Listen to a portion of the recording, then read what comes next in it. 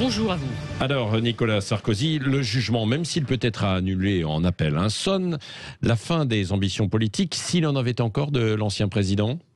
En tout cas, cette condamnation, évidemment, est un gros obstacle déposé sur le chemin d'un éventuel retour au premier plan de Nicolas Sarkozy. C'est sa première défaite judiciaire, avec un calendrier qui, évidemment, est très mauvais pour lui. Son procès en appel interviendra à peu près dans un an, c'est-à-dire alors que la campagne présidentielle sera déjà engagée et que les prétendants seront tous dans la course. Puis d'ici là, il y a d'autres procès, évidemment, Big Malion, très vite, et puis aussi le procès dit Kadhafi, le financement de sa campagne présidentielle de 2007.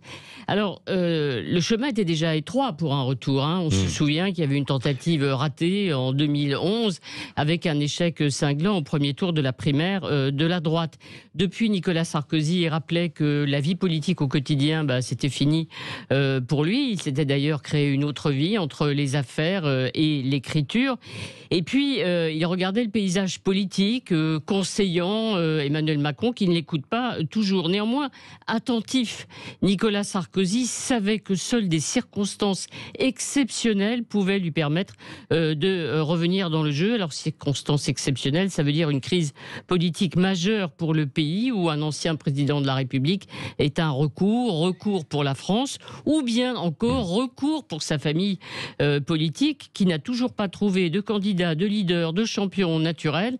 Christian Jacob ne cessait de répéter qu'il restait le meilleur. Il reste aussi le plus populaire dans l'électorat des Républicains. Le plus n'a qu'à regarder les sondages d'opinion. Cet électorat traumatisé par les deux défaites, 2012-2017, Fillon éliminé lui aussi par la justice. Oui, et Arlette, est-ce qu'il va disparaître, Nicolas Sarkozy, de la vie politique, ou est-ce qu'il peut encore jouer un rôle, et lequel d'ailleurs ? Alors, comme on dit, à défaut d'être roi, il sera sûrement faiseur de roi. Vous avez remarqué hier les messages de sympathie, d'amitié, de soutien très très très nombreux qui émanaient de toutes les personnalités justement du Parti des Républicains, alors sincères évidemment, mais tous les prétendants à l'intérieur de la famille ou juste à l'extérieur, donc de Bruno Retailleau, Xavier Bertrand, Valérie Pécresse, savent bien qu'ils ont besoin de l'appui de Nicolas Sarkozy.